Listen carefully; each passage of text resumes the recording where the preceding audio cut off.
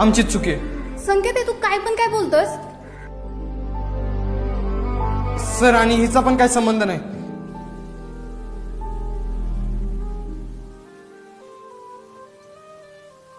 आई संकेत काय झालं बाळा? कसला विचार करतोयस?